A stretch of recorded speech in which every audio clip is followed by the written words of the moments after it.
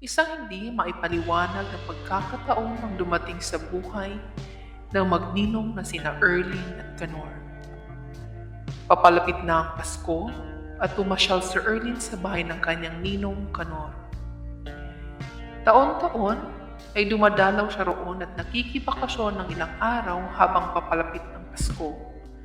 Pagdating niya roon, ay wala sa bahay ang anak ng kanyang ninong na si Josepa, gayon din wala rin ang misis ni Canor na si Maria. Nagbakasyon ang mga ito sa Laguna. Naiwan lamang si Canor dahil may mga hayop na kailangan alagaan, pero ihahabilin din ito ni Canor sa kapitbahay kapag araw na ng Pasko at susunod na rin siya sa Laguna. Dalawa lang sila sa bahay at balak na sanang umuwi na Erlyn dahil wala ngang tao sa bahay ng kanyang ninong. Pinigilan siya ni Canor at sinabing, "Dito ka na lang muna. Samahan mo si Ninong." Sa araw ng Pasko ay sabay-sabay na raw silang bumiyahe patungo sa kanilang destinasyon. Pumayag naman si Erlyn dahil sa isip niya ay narito na rin naman siya at wala rin siyang gaanong gagawin kapag umuwi siya sa bahay. Gabi na nang makarating si Erlyn sa bahay ng kanyang ninong at naghapunan muna sila bago nagpahinga sa kanilang kwarto. Doon, sa kwarto ng kanyang anak, ni Canor na si Josepa natulog si Erlyn.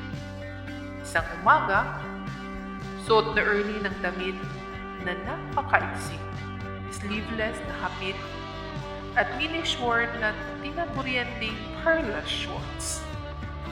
Nagkakape si Canor nang lumabas ng kwarto ang dalaga.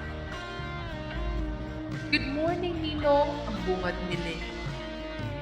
Napalingon si Canor, bahagyang naglaki ang mga mata dahil may kakaibang bihis ng kanyang inaanak sa pagkakataong iyon. "Good morning, nanak ko," sabi ni Canor. Umupo si Lynn sa sofa sa harap ng television. "Masarap itong sweetener na dala mo kagabi ah," ang pagpapatuloy ni Canor habang nakatingin sa television. Hindi kumibo si Lynn. Tila hindi narinig ang sinabi ni Canor. May 2 minutong walang kumibo sa dalawa. Tanging ang ingay ng telebisyon ang naririnig. Tumayo si Lynn at pumunta sa may bandang ref. Sinundan siya ng tingin ni Canor.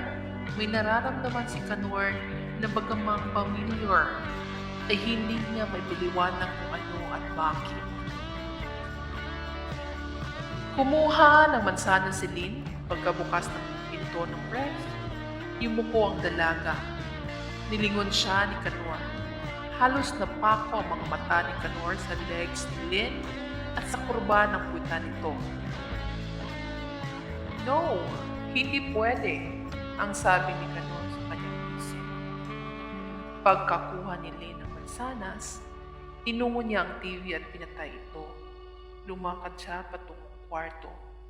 Sinundan ng tingin ni Canor ang inaanak. Marahang gumagapang ang kalibugan sa katawan ni Canor. Hindi niya maunawaan, pilit niyang nilalabanan. Nang maubos ang kape, inilagay niya ang tasa sa lababo. Sumagi sa isip niyang pasukin si Lynn sa kwarto. Nilabanan ni Canor ang nararamdaman, ngunit hindi niya magawa. Tinungo ni Canor ang mga pinto ng bahay at inilak ang mga ito. Tila buo ang loob ni Canor. Aangkinin niya ang inaanak sa ayaw nito sa gusto.